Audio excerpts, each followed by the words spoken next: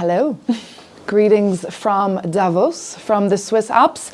My name is Maeve McMahon. I'm a journalist with Euronews, and this is Davos After Hours. We've just shown you what Davos, this little town in the Swiss Alps, looks like, where the World Economic Forum has been taking place this week. It's been going on for no less than 5 days, and it's the 53rd edition. And here at Euronews, we've been reporting everything going on over the last couple of days. And to find out more, we'll be joined now by Sasha Vacalini, our business editor, who's been here all week, moderating a number of panels and interviewing a lot of high-profile guests. And we're also joined by David Walsh. David Walsh is from Euronews Next. He's been doing lots of digital stories, lots of interviews, and also lots of social media. So follow him on Instagram as well to see what he has been up to throughout the week. So welcome to our Davos After Hours. The idea here, Sasha and David, is just to give people a bit of an idea of what went on and why this economic forum takes place, right? I mean, Sasha, you've been to many editions of Davos. How many times now? Well, I think it's like about 7 or 8. Okay. Including the May edition, the exceptional spring meeting, when it was still very beautiful, but it was really less busy in terms of the participants, for example. It was a smaller scale in May. A smaller scale. And what about you, David?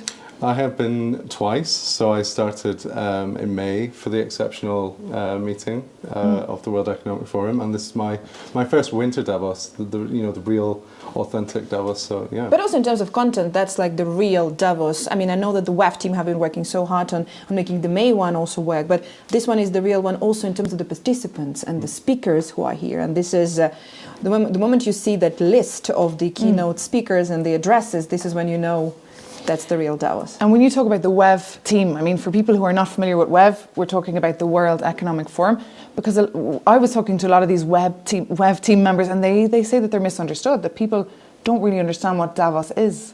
What would you say to them?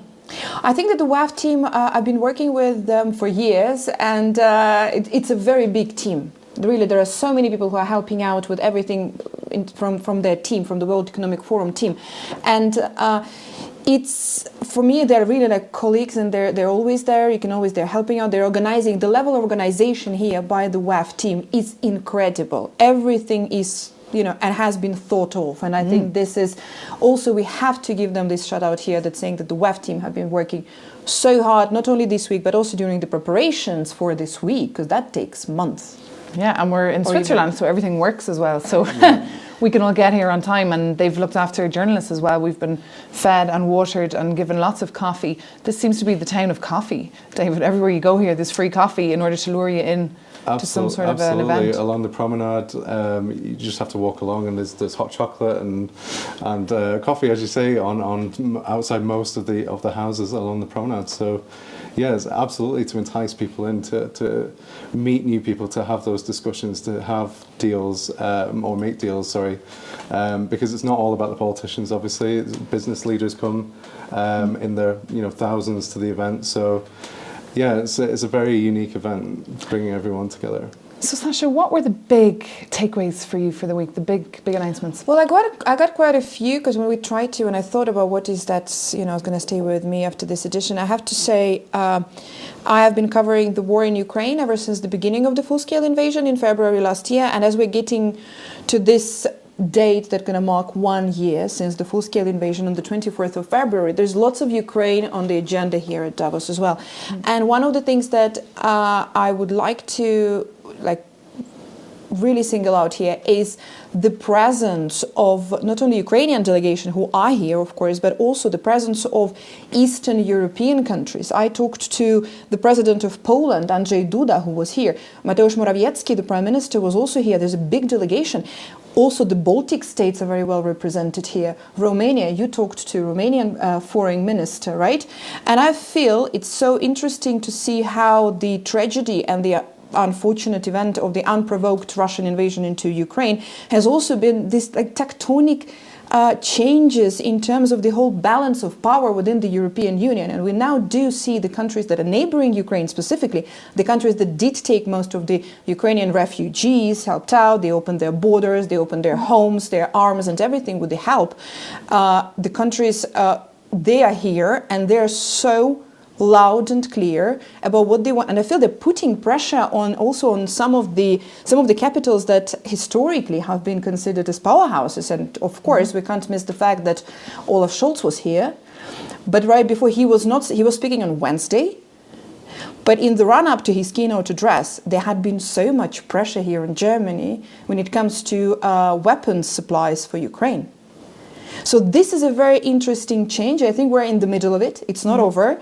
We're going to see more and more, I think, of these countries, the Baltic states and the Eastern Europe. But also, this is the whole situation with the war now. This is something that I asked to all of them: is how it increased the appreciation of alliances, not only big alliances like the European Union and the NATO and so on, but also smaller when it comes to Eastern Europe and the Baltics.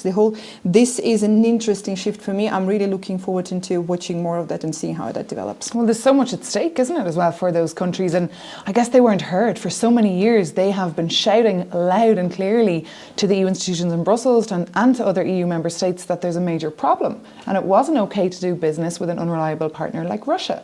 But those calls, and especially in Germany, they were completely ignored. But Dave, I guess the big keynote speech was earlier in the week was Madam Zelenska, Olena Zelenska, and then we saw the Ukrainian president himself, Zelensky. He gave a video, a message. What stood out for you? Oh, I heard the First Lady speak at Web Summit, and she's just such an advocate for many of the issues that are going on in Ukraine.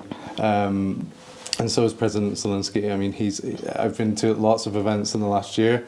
He's addressed pretty much every single one that I've attended, and they're just such a presence. And obviously, with the unfortunate helicopter crash, tragic helicopter crash this week, it was maybe a muted speech from him for understandable reasons. But they're always such. Such a force to be reckoned with. It's also very interesting that actually on the first big day of Davos on Tuesday, it was Ukraine's First Lady Olena Zelenska giving the first keynote message. She's the First Lady.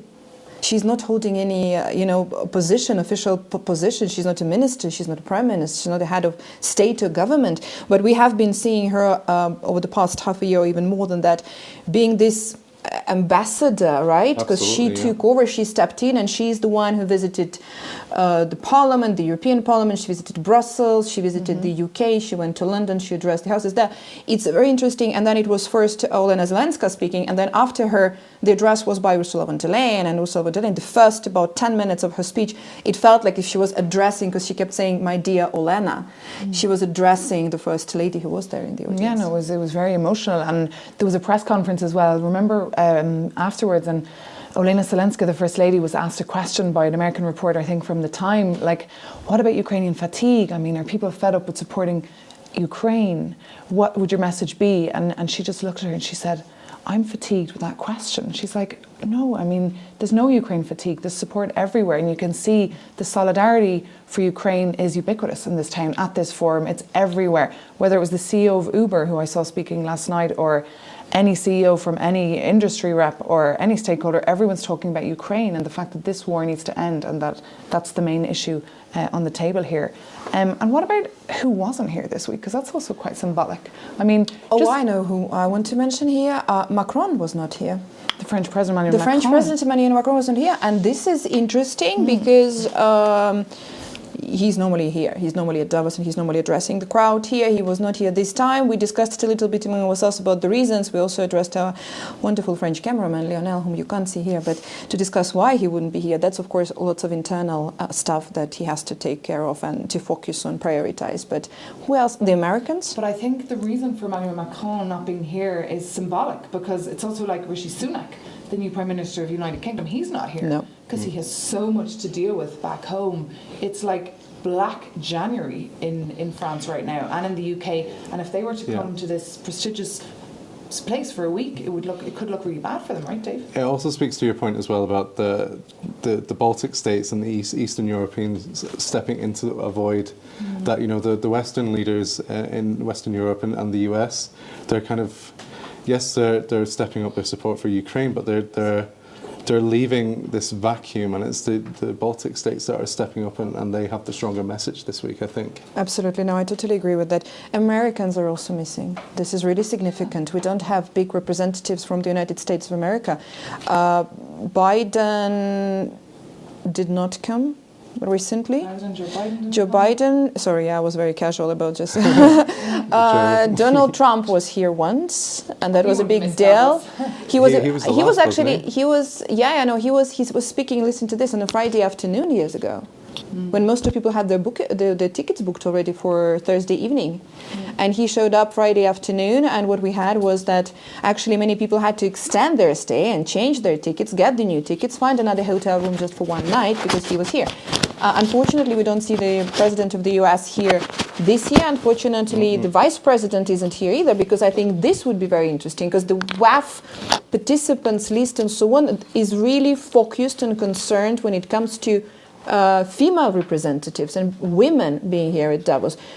This is, when you look at all the sessions, the speakers, you would see that the speakers list is really balanced. You would not see the panel here with only men on that panel. So I think, well, for the United States, it would be fantastic, of course, to see Kamala Harris here.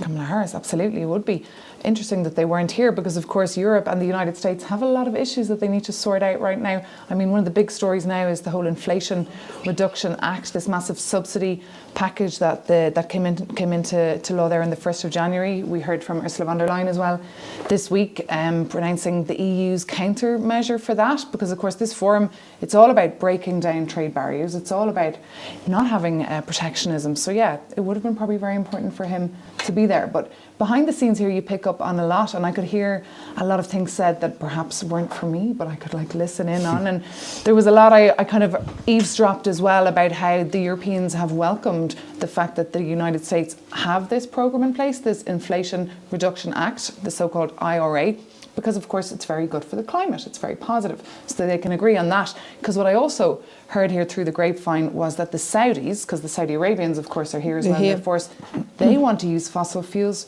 for 100 more years, which is crazy for the Europeans to take. But in a bigger picture also, it goes into this debate that has been so important here as well about the whole energy crisis as well for Europe, because of somehow triggered even more because of the Russian invasion and the whole effort by the European Union to decrease their dependency on Russian energy. So this is an interesting dynamic as well to look here, isn't it? Sure, and many people stepping in there to fill that gap. But what I found remarkable, and maybe you might be able to talk as well about this, David, is I guess perhaps because COP27 just took place recently, but I felt climate change didn't really feature that much this week on the official agenda. No, I don't think so. I think you're absolutely right there. The discussions that I had this week, one of the big buzzwords was green hydrogen. So bringing in the argument that rising energy prices, what can we do about that? We need to switch reliance away from actors like Russia. So how do we do that? There are a lot of companies and countries as well in Europe that are making a switch to alternative technologies. So creating this green hydrogen, which is a kind of combination of wind and sun. Because hydrogen's a funny word too, isn't it? Yeah, all different colours of hydrogen. Yeah, absolutely. And I think everyone loves a buzzword. So.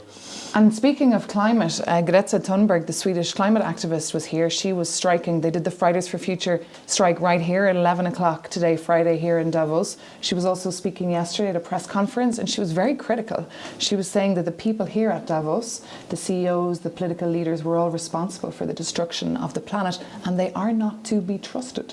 That was her message. I think that is one of the key kind of criticisms of the World Economic Forum year after year is, can billionaires who are seen to be causing most of the world's problems, can they be trusted to find the solutions, right? It's kind of asking, the arsonist to put out the fire, from their point of view, I guess. So, it's an interesting kind of dynamic that you would have someone like Greta Thunberg and lots of other, green activists. Last year, I spoke to, if you remember, Sasha, some Ukrainian climate activists as well, who were camped up on the mountain up there, and it's such a, again, the uniqueness of Davos. It's such a mixture that these billionaires and oligarchs are here with climate activists. And they were camped up on the mountain, you say, because that was the month of May.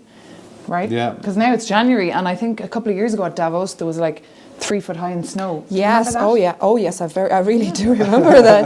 I think that was challenging, I'd actually. say. I think that was 2018, Yes. and that was probably It exactly was. when Donald Trump was here. But No, it's- I might be wrong, but just don't No, I think judge it me was too much. 2018. But I think it was the same situation. I remember being here. We had like 3 meters of snow. It's true, and that was interesting because Donald Trump was exactly speaking like on that year, and we all understand and know his stance on climate change as well. You know, that's not necessarily in the mainstream, put it that way, and. Emmanuel Macron, speaking 2 days before Donald Trump with the keynote address here, he went on stage and he said, well, that's, you know, it's hard here when you're in Davos in January with this scenery, with the snow, the mountains. It's hard to talk a lot about global warming and climate change because, like, you look around and you're like, what global warming? It was a way of speaking, but also Emmanuel Macron then said that it's good that you haven't invited here anybody who doesn't believe in global warming, and that was such a clear joke and reference to Donald Trump, who was already confirmed to come.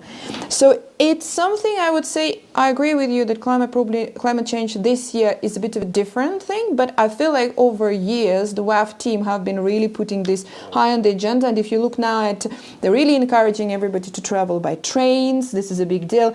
As a participant, as a journalist, delegation, when you book a train, you also can get a discount for a train ticket because they're trying to encourage you to go, you know, to do better. And food waste as well. I mean, obviously to put on an event like this, they want to make sure that they're not wasting food, that they're as green as possibly that they can. And I saw today they were using artificial intelligence in order to be able to deal with that food waste Absolutely. and make sure it gets distributed to people here who might be in need. I'm glad you raised artificial intelligence, because technology has been such a massive part of Davos this year. Well, every year, but this year in particular. And Davos is all about solutions, right? That's the whole kind of ethos and thought process behind its creation. So technology is obviously part of that conversation. And, you know, you've mentioned artificial intelligence there.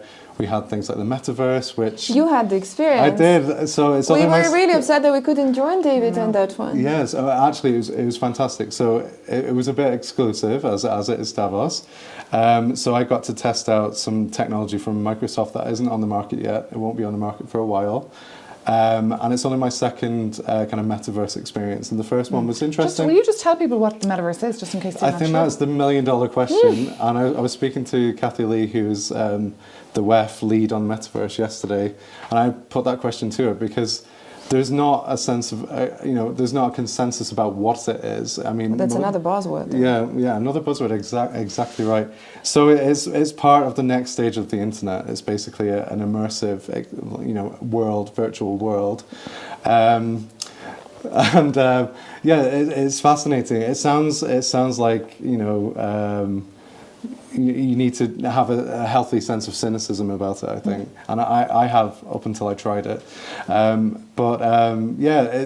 It's being touted as another solution, as something that can foster collaboration, because you don't need to travel, these kinds of things. So. And you've been to Lisbon for the big tech summit for Euronews covering and moderating events there. Did you get that vibe from here? Because I felt like there was a bit of a Silicon Valley buzz around the place. Do you mean the same buzz at Web Summit as Davos? Yeah, there is. Tech summits and conferences are obviously, that's all their focus is, whereas Davos is a little bit different. And you walk the floor at Web Summit and it's this innovation, that innovation. There's a robot there pouring tea, or and the elevator pitches. Yeah, they're so yeah, funny. exactly. So it's slightly different, and I think in Davos you get more of a sense of real world applications, like what these things can do. So you mentioned artificial intelligence, for example. There are so many applications for that, especially in like healthcare.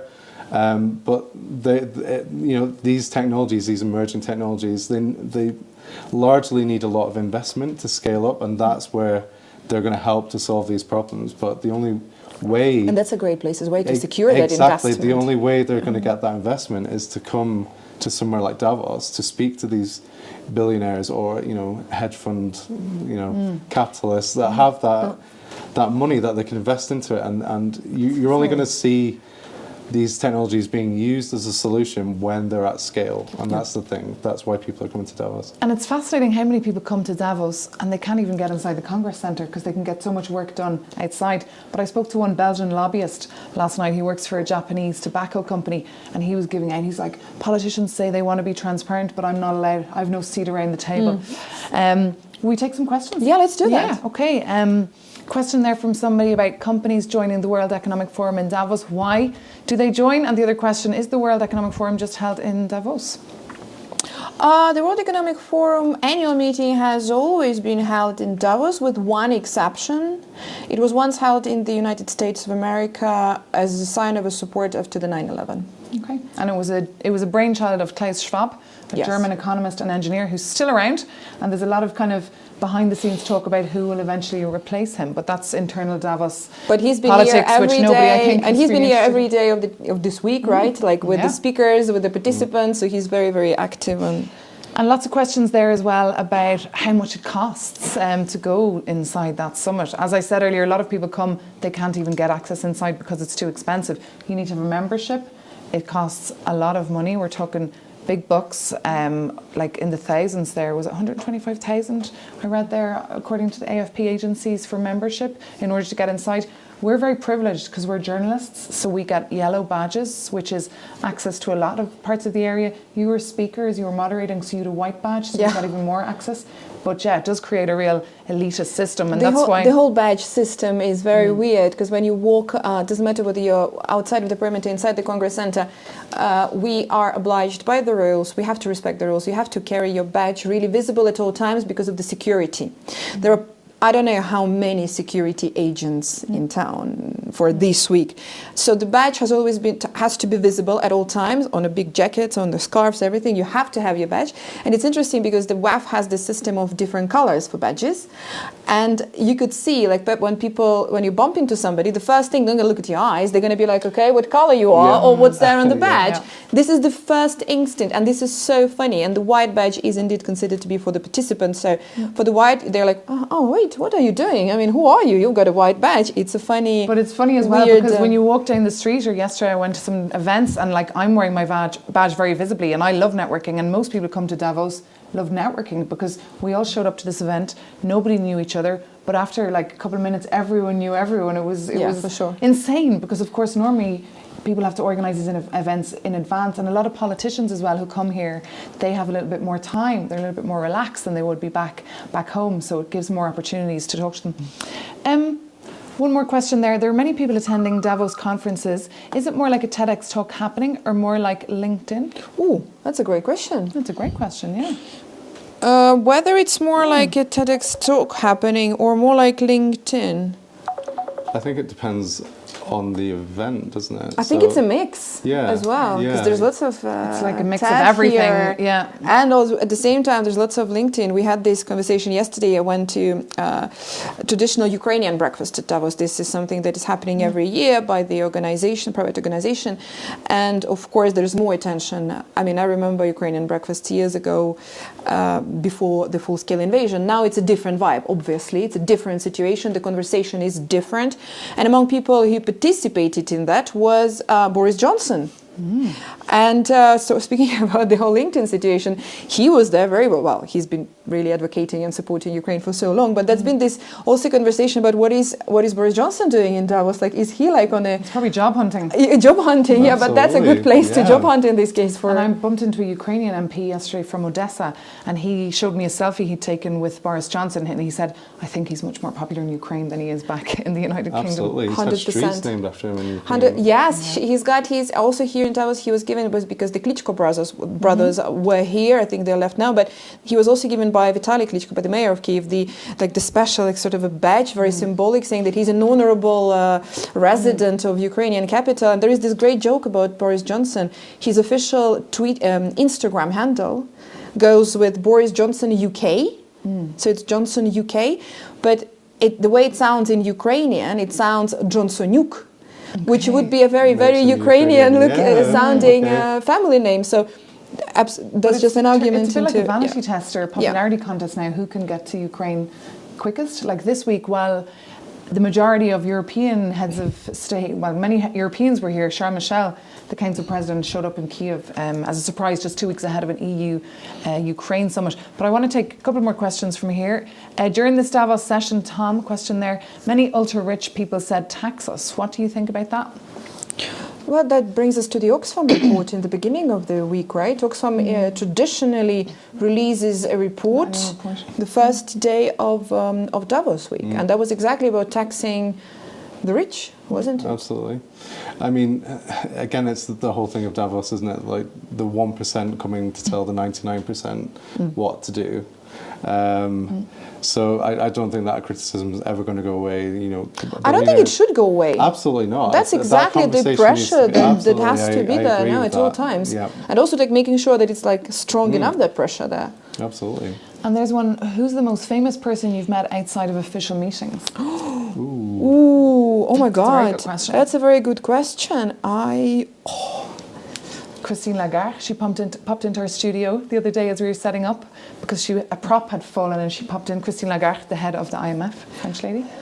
But I mean, it's so many. I mean, I was here when Trump was here, and I remember how we tried to. Yeah, absolutely. Yeah, there are also celebrities. My first thought went Faye. into the politicians. I have to say, I was like, oh my God, which one? Such political geeks. Yeah. Yes, the celebrities. There are lots of celebrities here every time. Idris Elba was here, which is our colleague Faye's favourite, I think. Hi to Faye, who's back in Athens now, but. Yeah, we mentioned the Klitschko brothers. Klitschko brothers, who are like celebrities. No, you can't miss them. Who did I see? John Kerry and Al Gore. Al Gore is such a celebrity, yeah. And there were people just swarming around them, like people giving them air kisses and greeting them, and so yeah. And a lot of people asking as well about the ecological impact of the event, helicopters, heating, and so on. They're really I covered a little bit, a little bit, but also there is like the whole offsetting the carbon, trade system that works for Davos. So Sasha, I think we should end this Davos After Hours with you, because you are the business editor around the table and you've been covering Davos for so many years now. So like, is it worth it? Like, what will come out of Davos? Like, how will Davos change people's lives for the better? It is worth it. I think about it every time I'm here, every time I'm getting ready to come here, because it's a long operation of a few months to get ready with everything to prepare. I think it is worth it because the meetings and as I said, the concentration, how compact everything is, and this exactly mix of young activists, NGOs, Oxfam being here, the International Monetary Fund being here, Kristalina Georgieva is here, the ECB, central banks, politicians. This concentration of all the decision makers and thinkers here with the right dose of pressure, exactly something that makes things work. And this is why I think that pressure has to be here at all times. And one man who might be looking on from Moscow, Vladimir Putin, I picked this up yesterday, the world Putin made. He would have been someone who would have come in the past. Russian oligarchs would have come in the past to Davos, but they will never be welcome to this ever again. They're not allowed. There is no Russian delegation at the World Economic Forum ever since the full-scale invasion last February. Sasha, thank you so much. Thank you, David guys. Walsh, thank you so much. Thank you. I hope that was a little bit helpful. We tried to give you a little bit of behind the scenes of what goes on at Davos. For more information, keep an eye on our website, Euronews.com, and we'll have lots of reports as well and global conversations. So sit-down interviews next week on Euronews, and our show, Brussels Jetem, coming out tomorrow. See you soon on Euronews and Euronews.com.